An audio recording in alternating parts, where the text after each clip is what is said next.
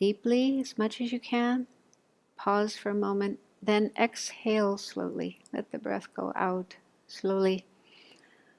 This is actually a way of relaxing, letting go of tension, putting our body into a more relaxed state. So do that for 3 times and then go back to your normal rate of breathing.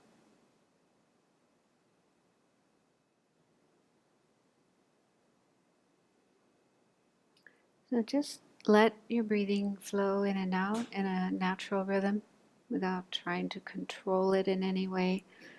Just let go of controlling and let your body breathe as it normally does on its own.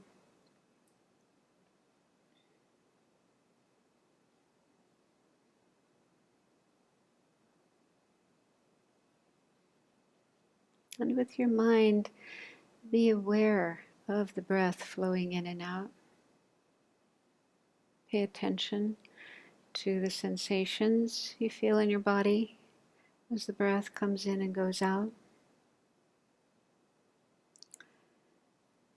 So doing that is a helpful way of settling down in the present moment. Normally our mind is very busy, many thoughts coming and going.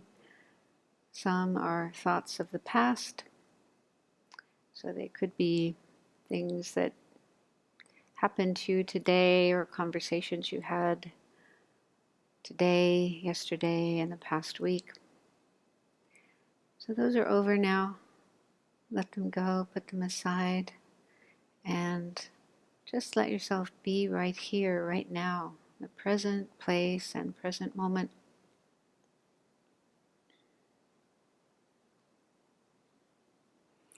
Other thoughts that come into our mind are about the future, plans for what we're going to do later tonight, tomorrow, next week.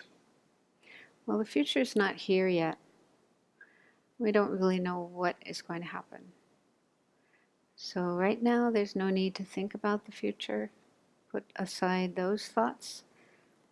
And again, just be right here, right now, being aware of your body sitting here, of your breathing coming in, going out. Just let your mind have a break from its usual busyness and just enjoy being in the present moment.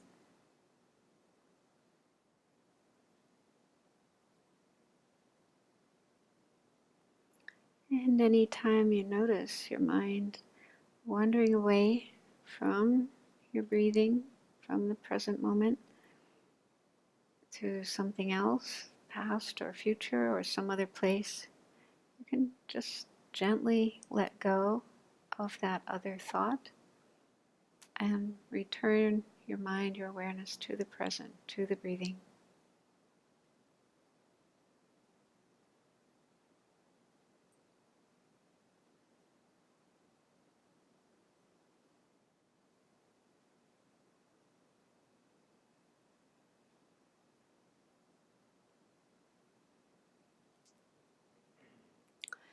So now, before opening your eyes, let's take a few more moments to generate a positive, altruistic motivation for being here tonight, for being here this weekend, for this course. So I think all of us, at least sometimes, feel the wish to be of benefit to others, to those close to us, our family, our friends, to the larger community around us, maybe even to the world.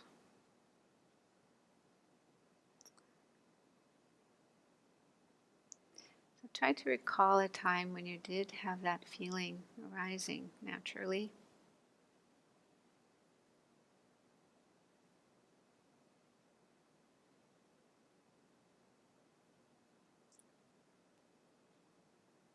And see if you can bring that feeling, that attitude into your mind now. Try to feel how wonderful it would be if I could help others as much as possible, to help them have less unhappiness, confusion, suffering, help them to have greater peace, happiness, clarity,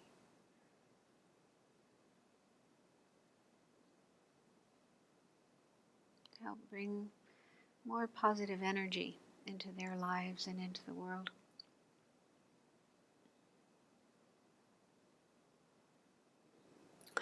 And then think that, or wish that, you will learn something here tonight, this weekend, that will contribute to that wish, that will help you to be more helpful to others and to the world, as well as to yourself, of course. We do have to help ourselves, but we can extend that wish to help beyond just ourselves and include more and more people and living beings. So see if you can make that your motivation for being here tonight and this weekend.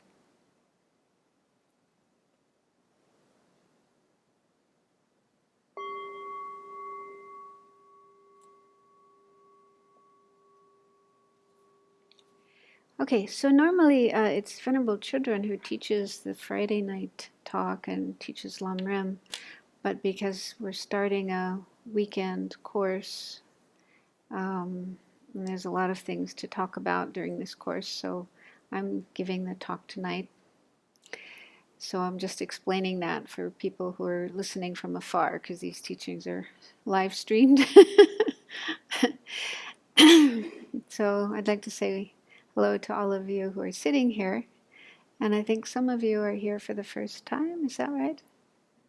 Could you put up your hand? Who's a newcomer here? Okay. So welcome. And I think it takes a certain amount of courage to come to a course like this on a topic that a lot of people want to avoid hearing about, talking about, thinking about. And also to come to a new place that you've never been before with people you don't know. So I appreciate your courage in coming here. So this weekend we're looking at this topic of death and dying, and how to live our lives in such a way that we can be prepared for death and dying, and also to help others who are in that situation, because before we ourselves will die, we will face other people's deaths, people we know, family members, friends, and so forth. So first I'll just show you some of the points that we'll be looking at over the weekend.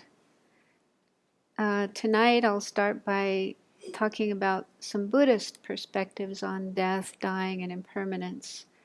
Because different religions, different spiritual traditions, different cultures, societies have different ideas and different practices and different rituals around death and dying. And so some of you may not be so familiar with those from the Buddhist tradition. So I thought to share those with you tonight. And looking at another tradition's way of dealing with death can sometimes shed light on our own ideas about death, because so much of what we believe we probably picked up from the time we were little children, the way our family dealt with things and talked about things, and then if we went to church, if we went to school and learned more things. So a lot of these ideas just became part of us, and we may not be fully aware of attitudes that we have, beliefs that we have. So looking at another tradition's ideas can help us recognize some of these maybe unconscious or subconscious attitudes that we have, and look at them in a new light. And then we'll also look at meditation on death, and not just look at it, but we'll do it. that'll be starting tomorrow. So this is a really important kind of meditation in Buddhism, meditation on death, and it's very beneficial. And then we'll look at how we can prepare ourselves for death. That's the real point. What can we do to be better prepared for when death happens to us? And we'll also look at how to help other people who are dying. Because like I say, before death happens to us, it will happen to people we know, our family, friends, loved ones, and we naturally would like to help them going through that experience. So look at some things we can do. Okay, so let's start looking at Buddhist perspectives on death. And when I'm talking about this, in case some of you are not so familiar with the Buddhist way of doing things, when the Buddha taught, he always emphasized that people should have an open mind and not just blindly believe what he was saying. He wasn't at all dogmatic. He never said, this is the truth, this is how it is, and you have to believe it. Instead, he encouraged people to use their own natural intelligence and ability to think for themselves and question and decide for themselves if they believe what he said. So this is very much, the attitude in Buddhism. So anything that's being put up here, anything we talk about from the Buddhist point of view is for you to look at and check out for yourself and decide if you agree or do not agree. So you don't have to accept any of these ideas, but, like I say, it could be very helpful for you to look at things in a new way. So one thing we say in Buddhism is that death is a natural, inevitable part of life, not a punishment or a sign of failure. So I have heard that people do have this kind of idea sometimes, especially if you may receive a diagnosis of a terminal illness when you're not very old. I mean, of course, if somebody's in their 80s or 90s, it's kind of natural that they will be, passing away at that time. But if you're still in your 20s or 30s or 40s and you're told you have cancer or some other terminal illness, then people sometimes think, what did I do wrong? Am I being punished? Yeah? Have you encountered that idea? So according to Buddhism, that's not correct. If we get sick, if we have an early death, and sometimes called an untimely death, it's not a punishment. It's not that. Punishment usually implies there's somebody out there who's making this happen to us, as a punishment for something we've done wrong. So it's not at all like that. Buddhism says that whatever happens does so because of many different factors, many different causes and conditions. Part of it is our own karma, which we'll talk about a little later, but also lots of other circumstances, like the environment, natural disasters, other people, animals, poisonous spiders, and so on. So there's so many different factors and causes and conditions for sickness or death. And so thinking that we're being punished is totally incorrect. And also it just makes things worse, because then you may feel guilty, think, oh, I'm really a bad person, and that's why this is happening to me.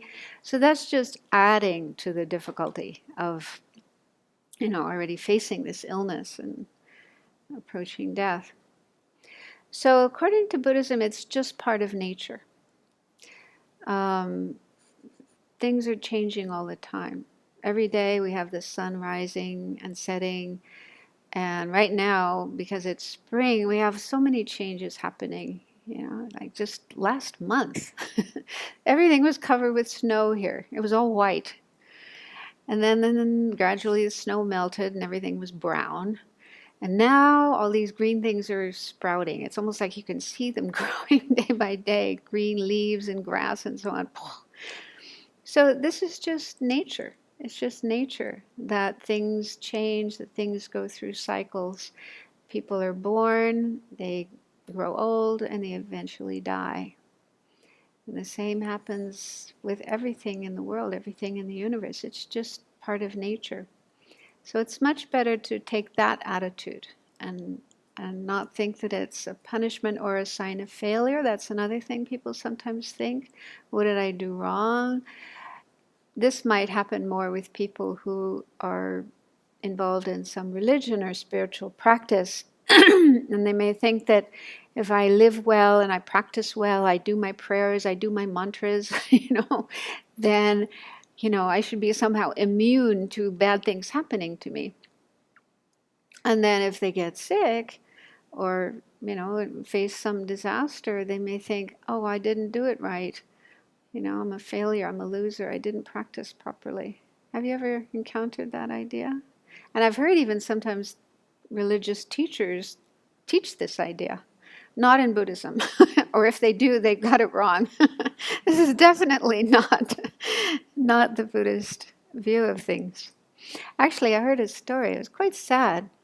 I met this man. I was in India, and this American man came to the place where I was, and he asked to talk to me, and he told this very sad story. His wife belonged to some Buddhist group that I think they were a little bit fringe. Their main practice was doing some kind of prayer, some kind of chanting. And they do this practice and they pray for all kinds of things, and including worldly things, which is not completely in line with the Buddhist view of things. But anyway, she got cancer and was ill. She went through all the usual treatments, operations, and so forth. And the members of her group were coming to visit her and praying together. They were praying together, that she would recover. But then it didn't happen. She didn't recover. She got worse and worse. And then when that started happening, the members of the group stopped coming. And they told her, you aren't praying enough. You aren't doing enough. So she was kind of abandoned by these people, and then died, in a rather lonely way. So this man wanted to know, is this normal Buddhism? Is this what Buddhists normally do when someone is dying? And I said, no way, not at all. This is not at all the correct Buddhist way. Normally, if someone is dying, we give them every kind of support we can. We don't make them feel like they're doing something wrong or they're a failure. We really stay with them right up to the end and support them to the best of our ability. So anyway, I just want to make that clear. Facing a terminal illness or other kind of life-threatening situation is not a punishment, not a sign of failure. It's just a natural, inevitable part of life. Everybody dies. And if you think about it, there's all kinds of good people in the past, people, like Mother Teresa, like Albert Schweitzer, Jesus, Buddha. I mean, they were wonderful people, good people, totally dedicating their lives to the benefit of others. And they died. Yeah. So we can't say, well, if you're dying, it's because you did something wrong, right? We all have to die, every single one of us. Whether we do good or we do bad, we all have to die. And it's best to just accept that. So this topic of impermanence is a big part of the Buddha's teachings. So I'm just going to show you some quotations. I find it quite helpful to look at the Buddha's actual words about impermanence. So impermanence refers to the changing nature of things. Impermanence means that things change. They don't stay the same. And there's two levels of impermanence. One is called coarse or gross impermanence, and the second is subtle impermanence. So coarse or gross impermanence refers to the changes that we can see. They're obvious ones. For example, when somebody dies, or a house burns down or falls down, collapses. So things have their end. They go out of existence. Okay? So when we see something meeting its end, being destroyed or dying. That's the meaning of coarse or gross impermanence. And then subtle impermanence means that things don't just all of a sudden die from one moment to the next, but they're constantly changing. Like every moment, every tiny fraction of time, there are changes happening in things. And that eventually leads to their dissolution, their degeneration, and finally their death or destruction. So these changes are happening constantly, although it's not so easy to see that, it's not so obvious. So this quotation is talking about some of the changes that take place in life, in the world. He said, what is born will die.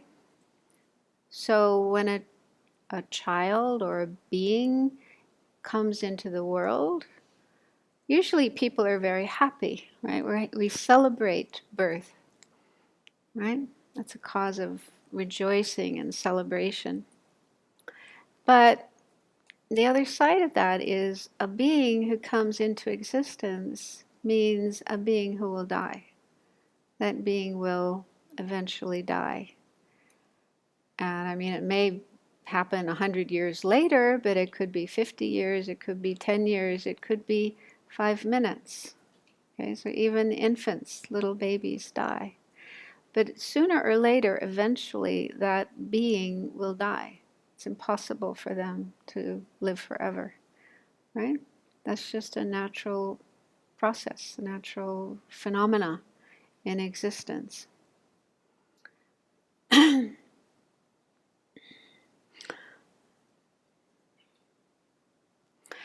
And then what has been gathered will be dispersed. So we could use as an example this group of people. So today we have a gathering of people from different places, and we'll be together for the next couple of days. And then Sunday afternoon, there will be dispersal, right? People will go back to their homes. So that's always the case. Whenever there's a gathering, whether it's just for 1 hour or 1 week, or even a gathering in terms of a family, which may stay together for many years. But sooner or later, there's dispersal. People go in different directions, different ways. They cannot stay together forever. And the third line is, what has been accumulated will be exhausted. So we could think about going shopping. We go to the supermarket and buy a whole bunch of things and bring them home. And after a few days, a week, 10 days or so, all that food's gone. You have to go again. Or in terms of the wealth we accumulate, the possessions, the money we accumulate, sooner or later that will also be exhausted, run out, won't last forever. And then he says, what has been built up will collapse. So that could refer to buildings, houses, and we put a lot of time and energy and money, of course, into building a building. We hope it will last as long as possible, but it's just inevitable that sooner or later things will start to wear down and fall apart. And a recent example of this is Notre Dame Cathedral, which has been existing about 800 years. Beautiful, magnificent building. And I guess part of it is still there, but a big part of it has been burned down. So things like houses and buildings could last for a number of centuries, but sooner or later, eventually, they will collapse, they will fall apart. And then finally, what has been high will be brought low. So an example of this would be people and their careers. People put in a lot of time and energy in building up their career, and they may reach a very high point, being a CEO or a top football player or singer or actor or artist, but nobody can stay in the top position forever. Sooner or later, they're not able to perform very well anymore, or somebody else comes along who does the job better or is more popular. So eventually they move down or fall down. If there's a scandal, they do big boo-boos, and there's a big fall. Okay, so these are just some examples of impermanence, and we find many examples of this in our lives and the world. It's just a reality of things. Here's another quotation from the Buddha. This existence of ours is as transient as autumn clouds. To watch the birth and death of beings is like looking at the movements of a dance. A lifetime is like a flash of lightning in the sky, rushing by like a torrent down a steep mountain. So this quotation reminds me a little of this verse from Shakespeare in one of his plays, As You Like It. He said, all the world's a stage, and all the men and women merely players. They have their exits and their entrances. I'm back in the 60s, 70s, the time when psychedelic drugs were coming into use. There was a popular saying, life is like a movie. Kind of similar. Life is like a movie. So all people, all human beings, all living beings, we have our entrances and our exits. We come and we go. Nobody lasts forever. And life can go by really quickly, right? I think when you're a kid, sometimes time seems to drag, right? But then you become an adult and you become much busier. I don't know, I find the older I get, the more quickly time seems to pass. It's like, it just like a short time ago we celebrated New Year's. Now it's already, end of April. So 1/3 of the year is already gone, and before we know it, it'll be the end of this year and it'll be 2020. Don't you find that? I think it's just, maybe when you get really old and you don't have so much to do anymore, you can't do things so much anymore, then time may seem to really drag, but when you're busy, it seems to really fly by. Yeah? And I hear sometimes parents saying that, it's like the kid was just born and suddenly they're an adult. It just goes by so quickly. Okay, one more quotation from the Buddha.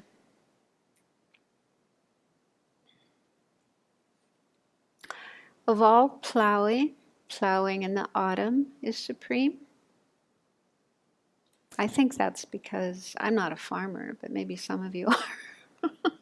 I think you get the greatest amount of yield, harvest, crops planted in the autumn. Of all footprints, the elephant is supreme. That's the biggest animal that has footprints.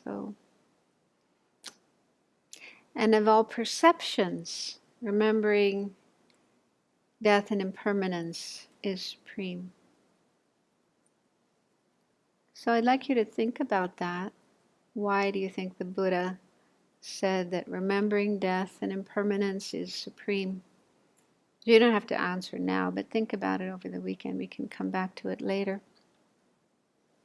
So anyway, the Buddhist view, the Buddhist attitude is impermanence, both gross and subtle, is just a fact of life. It's just there.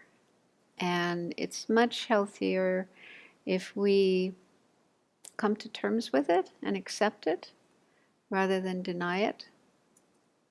So that's the next point we'll look at here, that it is important to accept and to be aware of death.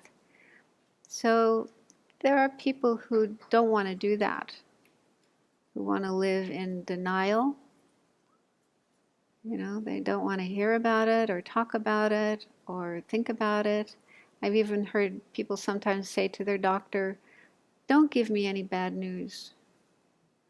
Right? So even if they have a terminal illness, they don't want to know. Right up to the last minute sometimes. They just don't want to know about it. So of course people have the freedom to live their lives as they want. But is that helpful? Is it helpful to live in denial of death, denial of impermanence and death? I've even heard some people have a kind of superstitious idea that if we talk about death, it'll happen more quickly. Talking about it will make it happen. Yeah? Okay, so then if we never talk about it and never think about it and don't write books about it, just totally pretend it's not there, then we'll all live forever, right? Is that realistic? So I think that's really superstitious. There's no truth to that at all. And anyway, from the Buddhist point of view, that's not a good idea. That's not wise to live in denial of death. Instead, as the previous quotation said, that it's important that we accept the reality of death and remember it, be aware of it. And we'll look, starting tomorrow, at ways in which we can do that.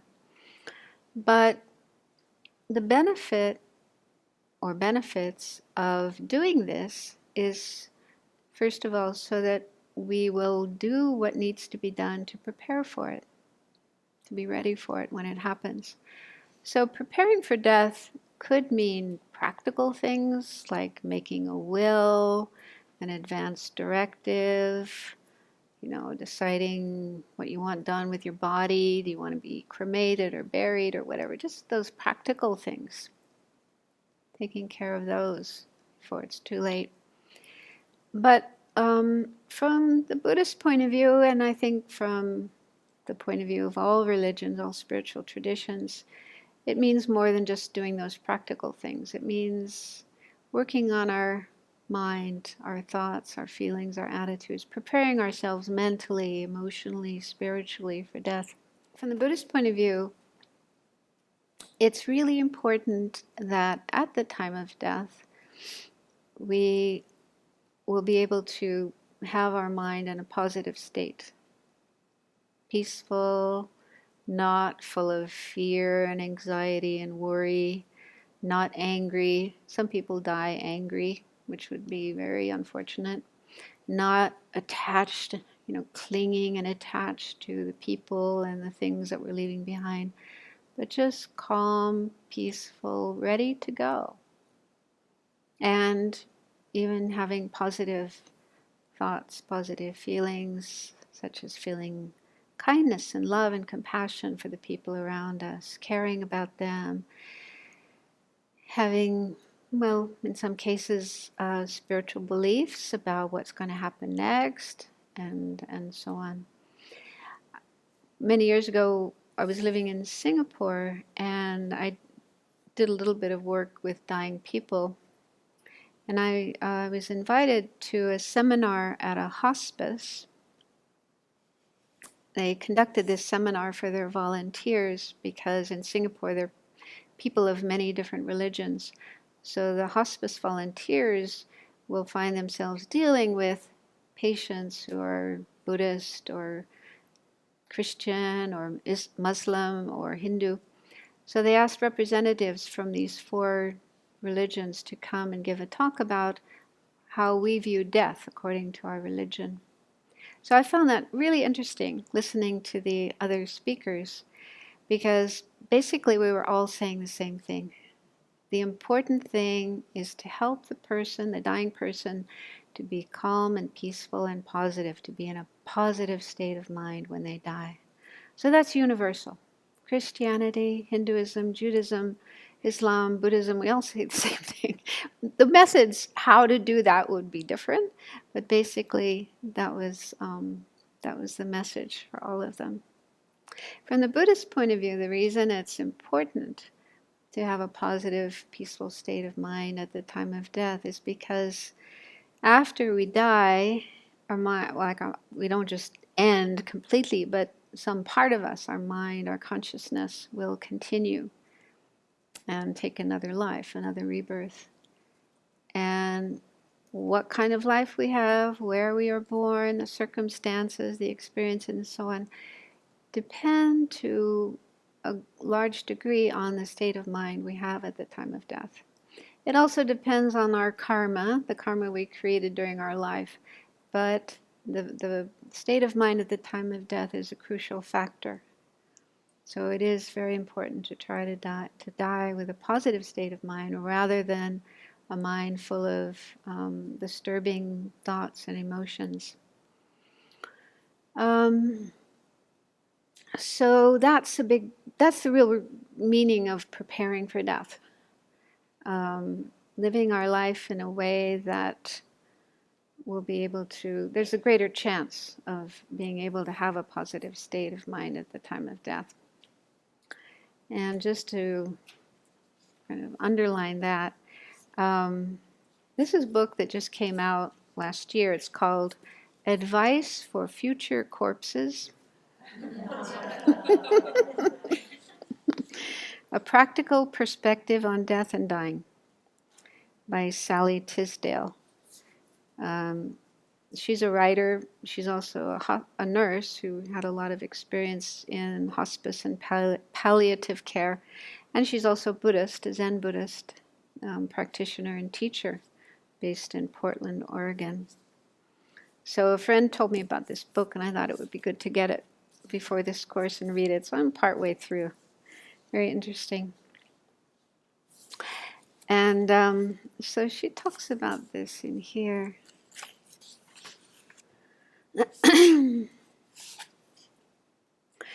We spend our lives creating our future by creating habits, learning from experience, examining our weaknesses and strengths.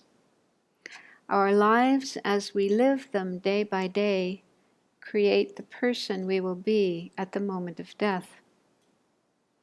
You see this at the bedside of a dying person. You see it in the way a body rests or fights, in the lines of the face, in the faint shadow of a smile or a scowl, worry or peace. With every passing day, we create the kind of death we will have. Right, so I'm sure we all would like to have a peaceful death. We'd like to have a positive, peaceful, clear state of mind at the time of death, not be fighting and angry and raging and terrified, right? Nobody wants that kind of death.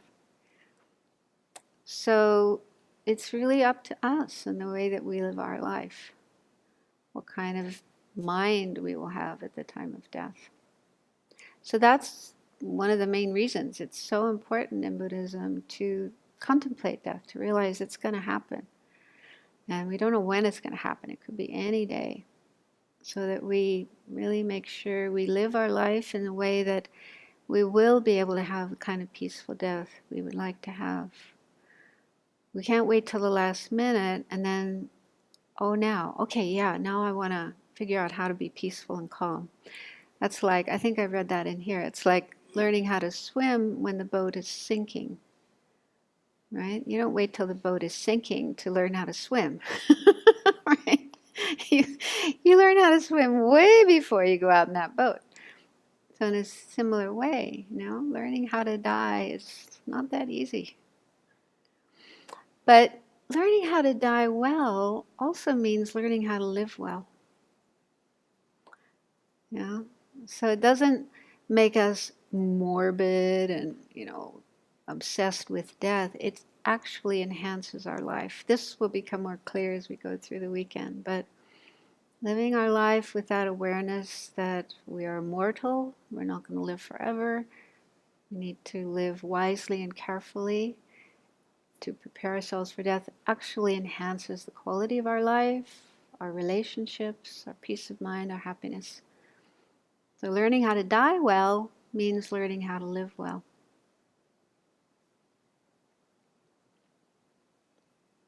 So that's why it's important to be aware of and accept death. Okay, another point is that death isn't necessarily a bad experience. It all depends on how we prepare ourselves. So I think generally people are uncomfortable about the whole idea of dying, maybe even frightened. Some people are very afraid of death. And it's good to look at that. What am I afraid of? Why am I afraid? We probably have some ideas in our mind that it will be an awful experience, like the ones we see on TV or in the movies, especially the violent movies. Right? the chainsaw massacre movies, the horror movies. Watching too many of those isn't good for us. So it isn't necessarily going to be like that. It really depends on a lot of factors, including how we prepare ourselves. So there are stories of people who are very peaceful and calm at the time of death. So in this, I think all of you probably received this PDF file of a little book that I wrote called Preparing for Death and Helping the Dying. You may not have had time to read it, but right in the beginning I mentioned the story of this woman in Australia who, I knew her. She was a psychotherapist, also a Buddhist, and was the director of a Buddhist center in Brisbane, Australia. And she got lung cancer. And I think the last 6 months of her life, she stopped working and just dedicated herself to practice. She spent a lot of time meditating and practicing. And 2 months before she died, she wrote a letter to her teacher in which she said, "Although I am dying, this is the happiest time of my life. For a long time, life seemed so hard, so difficult. But when really recognizing death, it turned into the greatest happiness. I wouldn't want anyone to miss out on their own death, the great happiness that comes with having recognized impermanence in death. This is quite surprising and unexpected and extremely joyful. It is the greatest happiness of my whole life, the greatest adventure and the greatest party." Pretty amazing, yeah? But I think that's because she had a lot of faith, a lot of dedication to spiritual practice, which she was really dedicating herself to in the last months of her life, and that gave her a great deal of happiness, peace of mind, and a sense of meaning and fulfillment. And I had the experience with my own mother. She died about 10 years ago. She died also of cancer, and I was with her for the last couple of weeks of her life. And she was also just amazingly positive. She showed no sign of fear, of sadness, of clinging and attachment to her family, her things. No unhappiness at all. She was just like calm, peaceful, cheerful, very loving and kind and caring to everyone around her. And I was really surprised. I didn't expect that of my mother. But I think it's mainly because, well, two things. One is because she had been a very good person. She'd been very loving and kind all her life, very dedicated to her family. And another, probably the main factor, was her religious belief. She'd been a Catholic all her life and was deeply, devoted to God. And in fact, somebody asked her something like, "Aren't you afraid of dying?" And she said, "No, because God has been really good to me all my life. He's been taking care of me all my life, and I know He's going to take care of me now. So it's like she had this total confidence, conviction that she was in good hands and she had nothing to fear, nothing to worry about. And so that lasted right up to the last moment. So that was I really feel very fortunate that I was able to observe that. And it gave me hope. If she can do it, I can do it too. But we do have to, prepare ourselves and not just wait till the last minute and then think, oh, now, what do I do? Okay, another point Buddhism says about death is that it's not a final end, but a gateway to another life. So you probably heard this before. Buddhism believes in rebirth, reincarnation. We don't just go out of existence like a candle flame going out, but our mind or consciousness separates from our physical body at the time of death and goes to take another life, another rebirth. I'm not going to spend time going into this point here. There's lots of materials elsewhere where you can learn about this. And again, it's not something you have to believe or have to accept, but it is an important view in Buddhism, and not only Buddhism. Many religions, in fact, most religions believe in some kind of afterlife, right? That there's some part of us, whether it's called the soul or Atman, we call it the mind or the consciousness, some part of us continues to live after death. So it's not just a total, we become non-existent. So for some people that's very comforting. I don't know if everyone finds that idea comforting, but many people do. That, yeah. And from the Buddhist point of view, this gives us an opportunity to continue our spiritual work. There's a lot of work to do. Transforming our mind. I mean, the whole point of Buddhism, the essence of Buddhism, is working on our mind to bring about a positive transformation of our mind, to gradually decrease the disturbing negative aspects of the mind, like greed, hatred, ignorance, jealousy, pride. So gradually decreasing those and increasing the positive qualities of the mind, such as love, kindness, compassion, wisdom, patience, and so forth. So, and ultimately this work brings us to the state of what we call enlightenment or awakening or Buddhahood, becoming a Buddha. Buddhism says everyone has the ability, the potential to become Buddha, but most people need more than one lifetime to do that. That's a lot of work to do. So knowing that we have many lives in the future means we can continue to do this work of transforming our mind. But again, we do have to make sure that in our future lives we are in good conditions where we will be able to continue that work. So that again motivates us to live this life well and ensure that future lives will meet with the right conditions to continue our spiritual practice. And then finally, the last point we'll look at is that it's possible to become completely free from death and rebirth. So the idea of being born again next life, and then another one after that, and another one after that. Well, how much longer is that going to go on? Is that going to just go on forever and ever and ever? I've heard there are some people, and even some religions, that do believe in reincarnation, but in a limited way. Like we have a certain number of lives in which we are reborn, and then that's it. I don't know what happens after that, but anyway, it's a limited number of lifetimes. But the Buddhist view is we keep taking birth again and again and again until we have freed ourselves from this whole cycle of death and rebirth. We call it samsara.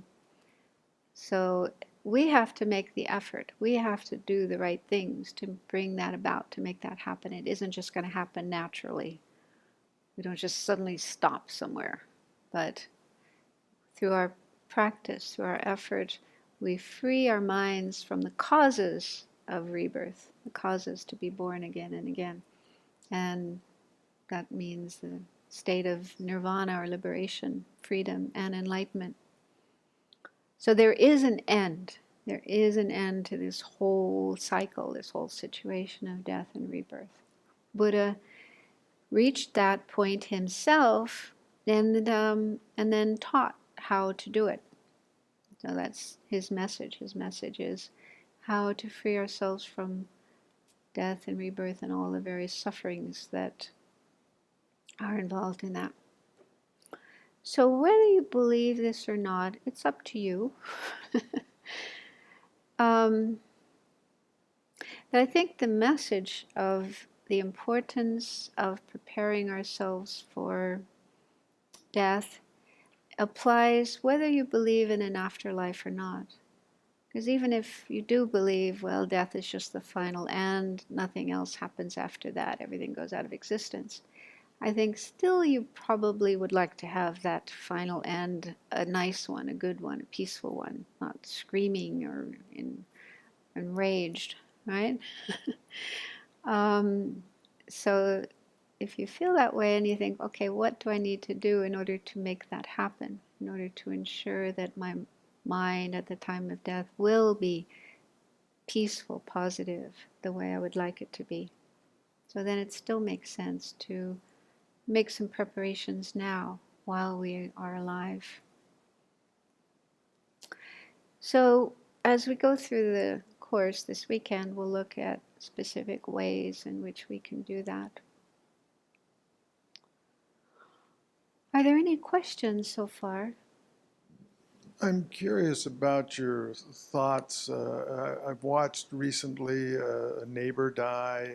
She'd had Alzheimer's for some time. I watched my father die, and towards the end of life, they were administered, I'm not thinking of which, morphine.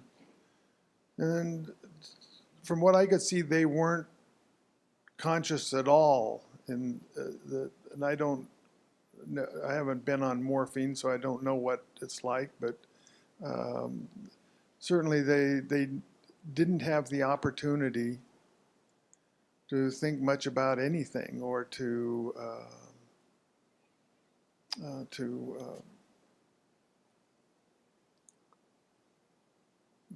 say anything to family or settle any issues that were there.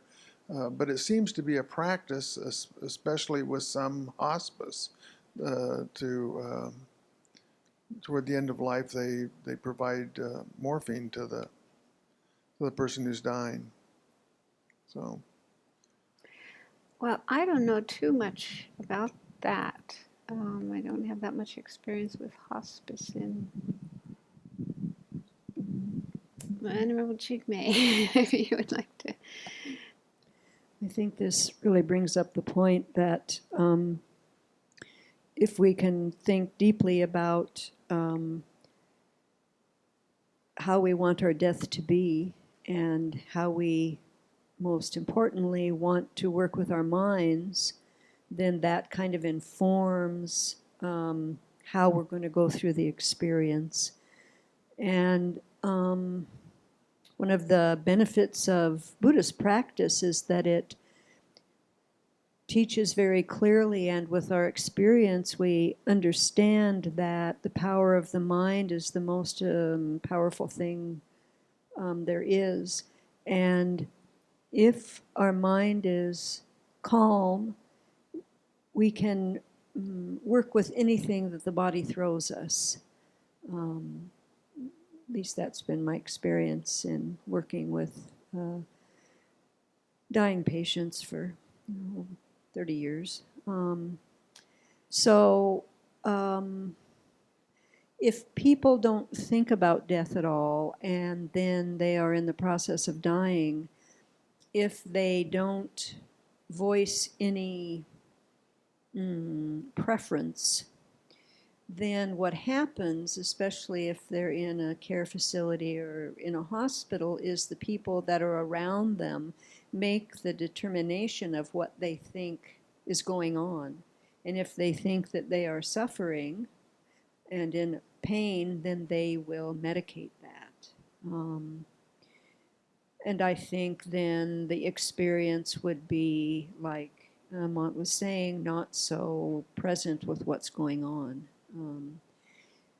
I guess it's important to realize that we can plan for and make the determination of what kind of death we would like.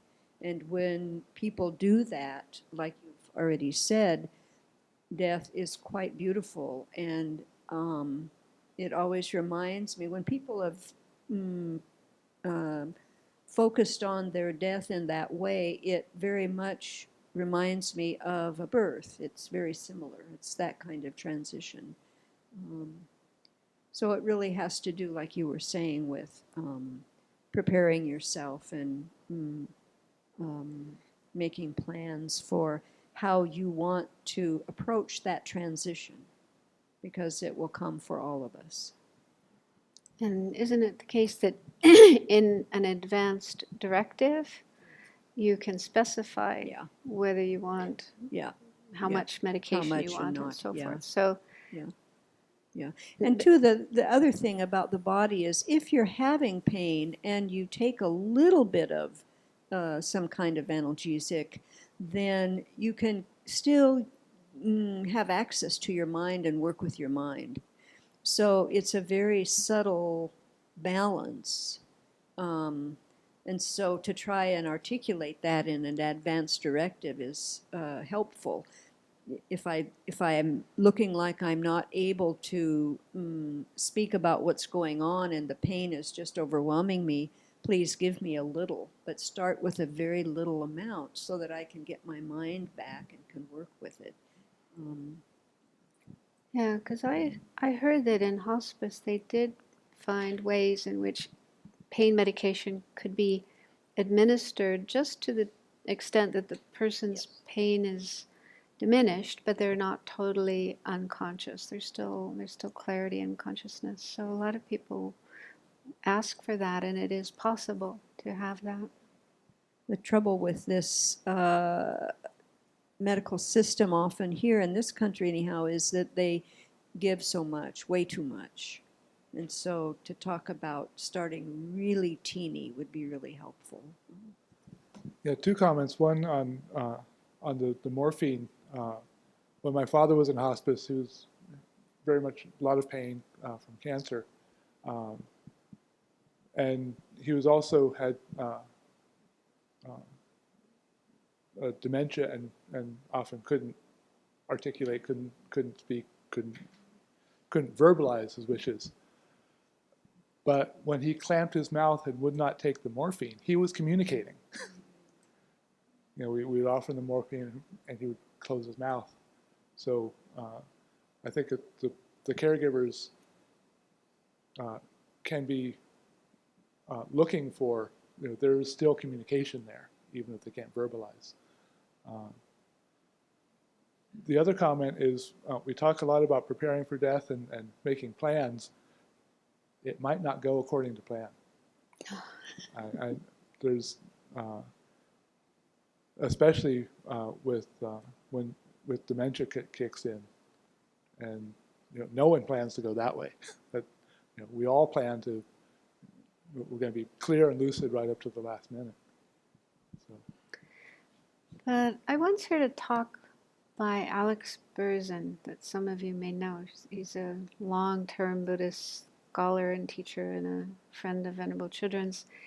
And he spoke about his mother who had dementia. And it was so severe that she didn't even recognize him, her own son. But he said that even though, she lost her memory, he could see that there were certain characteristics that she had that had been there her whole life. For example, generosity. If he brought her a cake, she would immediately go around the facility where she was staying and share it with all the other residents, all the other people. And I forget the other one. There was another characteristic as well. So I think that even if we get dementia, hopefully that won't happen, But if we have built up habits, positive habits is what we're trying to do in our lives, trying to build up good habits of kindness and ethics and care and concern and so on and so forth. So if we really make ourselves very, very familiar with those habits, and even if we forget, all the other things, those habits will still be there. So of course we have no control, no choice about what's going to happen, especially to our mind, to our body and so on, but we can still make preparations, and there's a good chance that those preparations will bring benefit. And also, I don't know, I've heard some Tibetans say that Tibetans don't get dementia. So it really makes me wonder, what is it about our culture, our society, that brings that on? And perhaps because so much of our practice is to train our minds, we're working on our minds, increasing our knowledge, and so on and so on. And I see that among Tibetans. I mean, they're even in their 70s and their 80s, they're still studying and memorizing texts and teaching. So they're really using their mind or their brain. And I wonder if that might be a factor as opposed to, spending 10 hours a day in front of the television. Yeah, I think there are things we can do to at least try to diminish the possibility, the chances of getting dementia, and then not being able to have that clear mind at the time of death. I've been a nurse for about 40 years, and I've seen a lot of people die, and it's such a family affair, and when you have family. And I found that a lot of times it was families that were begging me to medicate their loved one because they were in so much pain watching their loved one die. And physically dying isn't always real pretty, but it was so helpful. The earlier I could sit with family and explore everybody's feeling about death at that time, around that time, so that we could all talk about how that might look and how that might be, and how all right it was for everybody to really express themselves, and but to know what that person wanted, not only with an advance directive, but because that change, their feelings change over time. So updating that, so to speak, was always very helpful. I spent more time in the waiting room with families just talking about that, how it was going to be, how we might react, and it was very helpful. And the other thing I think that hospice has done, and hospitals in general, that has been so helpful is to self-medicate, so that not only starting with a small dose of something, but that you could take it when you wanted it. And that's kind of been shown all across the line, even when you're in pain from something else, that if you have the ability to medicate yourself, you can take how much and when you want it, and you feel like it's there if you need it. And that was also very helpful. But I just wanted to mention. Maybe this will be the last one, and I want to show you this little video, which is a kind of meditation on impermanence. There's a question online. It's actually two, but they're quite similar. So the first is, I watched my mother die and was unable to help her. She was afraid, struggling, not at peace. This is very difficult for me to carry, that she died in a bad state and likely did not feel the deep love I had for her. Is there a way to resolve this in my mind? And then the second question is, how do we work with loved ones' difficult death?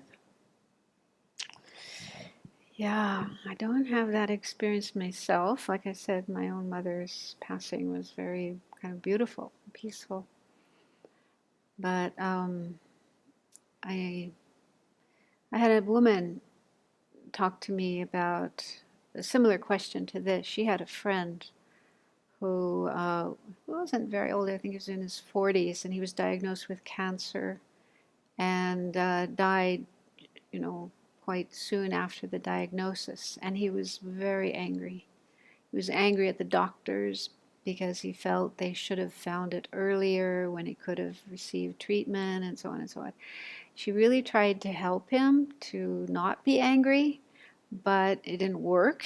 So right up to the end, he was angry, and she felt really bad about that. And I said to her, look, you did your best. We cannot change another person's mind, however much we would like to. We would like to make that person in a positive state of mind, not angry, not unhappy, not afraid, but it's impossible. Even the Buddha can't do that. Right? So there's the story of the Buddha and his cousin, who was one of his disciples as well, a monk in his community, and this cousin was very negative towards the Buddha. Jealous and competitive, and even tried to kill the Buddha a couple of times. So even though he was living right there in the same community with the Buddha, Buddha was not able to change his mind. It's just not possible for anyone, even a Buddha, to change somebody else's mind. So that's what I used to deal with my own kind of frustration or guilt about not being able to help somebody the way I would like to. It's just not possible. And the important thing is to have the wish to help them, to have love, kindness, compassion, do what we can to help them, but accept our limitations.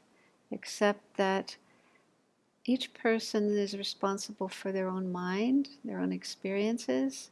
Nobody can change another person's mind for them.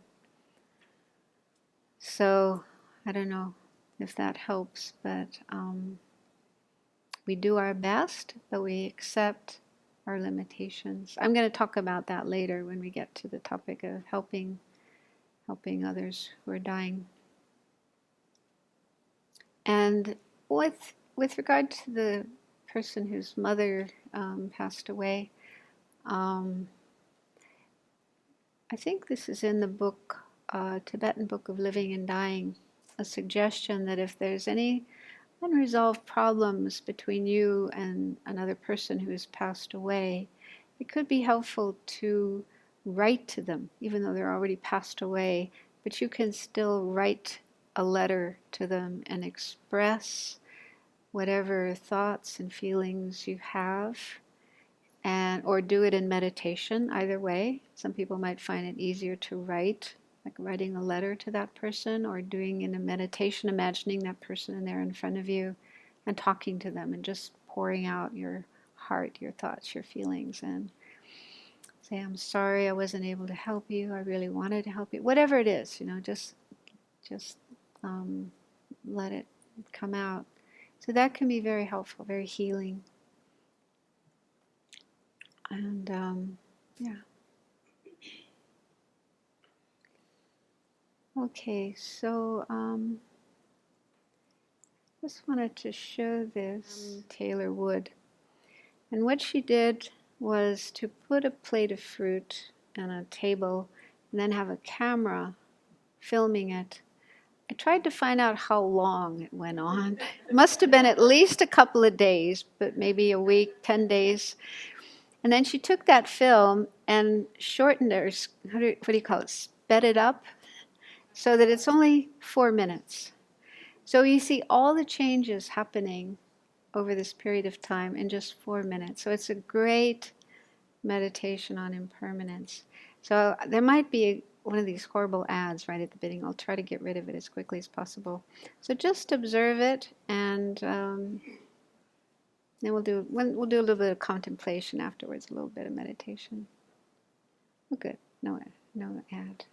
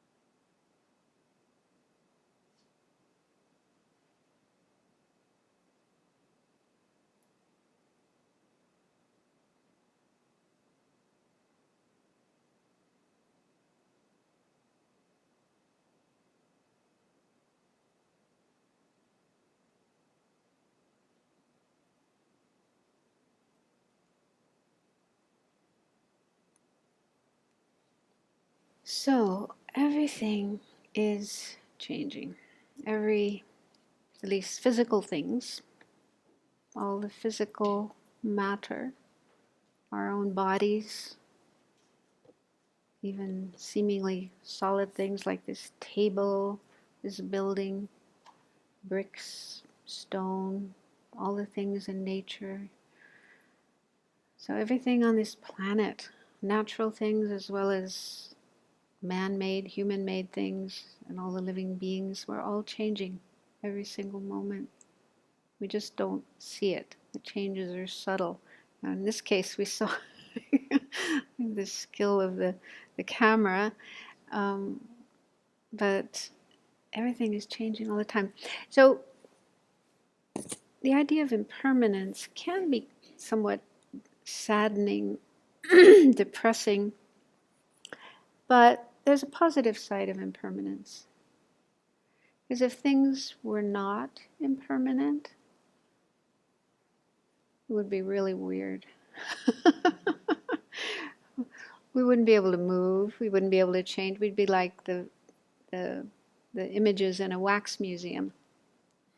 Like always frozen in the same position, same expression on our face. We wouldn't be able to talk. Babies couldn't be born and grow up and learn and grow. And more importantly, we wouldn't be able to change our mind. Our mind would be stuck the way it is forever. Wouldn't that be awful? So the good news is, yeah, we can change our mind. We can change ourselves. We can learn, we can grow, we can develop our wisdom, our compassion. We can even become enlightened beings like the Buddha. So impermanence isn't bad news. Yeah, it's good news. We just have to learn how to manage it, how to deal with it. So let's end with just a little bit of meditation or contemplation on impermanence to get it more of a sense of it.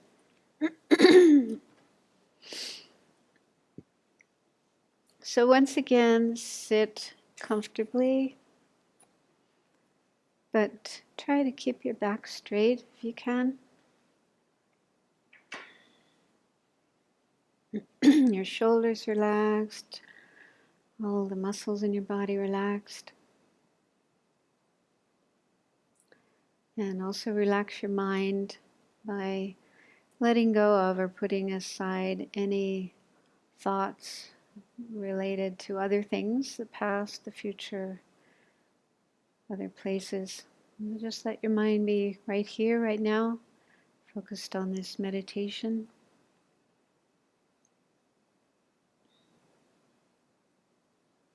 So we can start to see impermanence by just looking at our breathing. So our breath is flowing in and out continuously, even when we're asleep or unconscious. Keeps us alive, nourishes our body. So each breath is new and different from the one that came before and the one that comes after. We're breathing in different air, breathing out different air. There are different sensations happening in our body with each breath.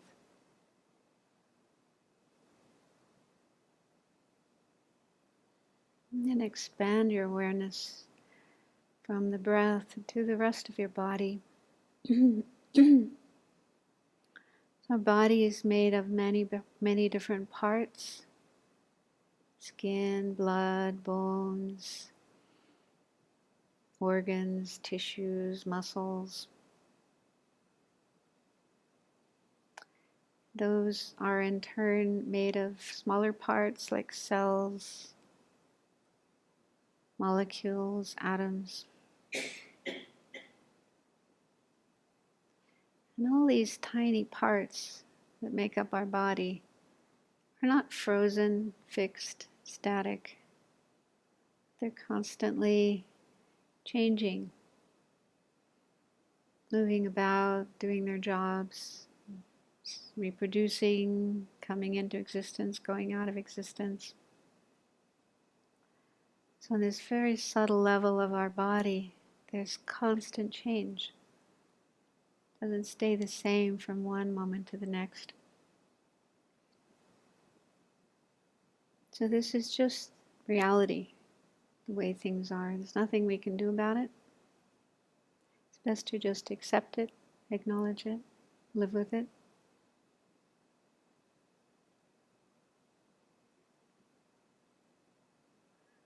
And as our body is changing, it's getting older, not younger. We know that, even though we don't like it, but it's just the truth, the reality. So it's better to accept it, to acknowledge it, to learn to be comfortable with it.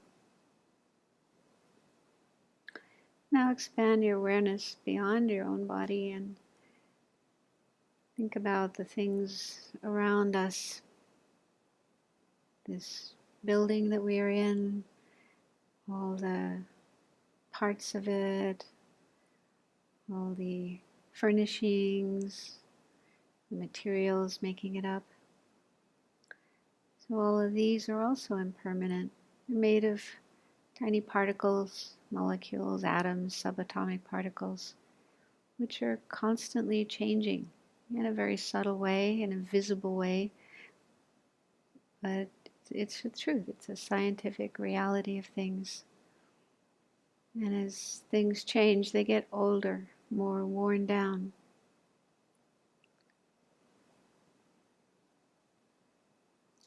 And the same is true for all the things in nature.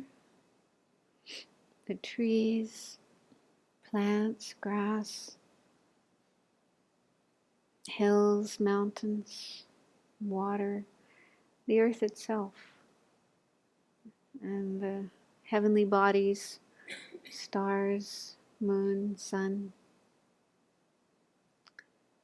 So all of these things are also changing all the time. They're made of tiny particles that are always in motion, always moving, changing, getting older.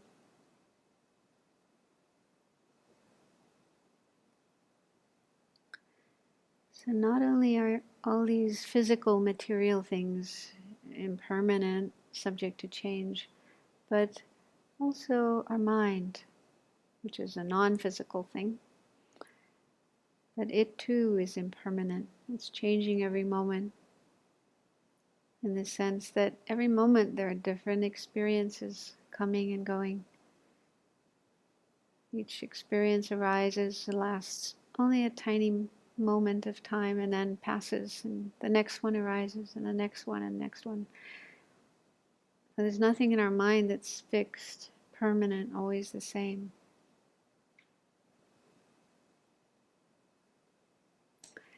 And the positive side of this is we can change our minds.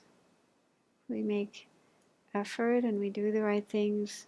We can make the kinds of thoughts and experiences that arise in our mind more positive.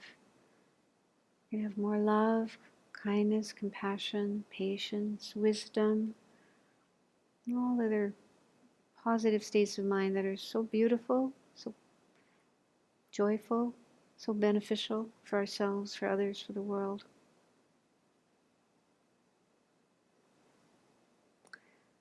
So see if you can conclude the meditation by feeling the wish to do that, to at least start working on your mind, making it more positive, more familiar with beneficial positive states, and work on decreasing the unbeneficial, disturbing, negative states. This can be done. It takes time, it takes effort, but it definitely can be done. And it's really the best thing we can do for ourselves and the best thing we can do for others and for the world. See if you can make the determination to start working on this, or keep working on it if you've already started. Make this a very important priority in your life.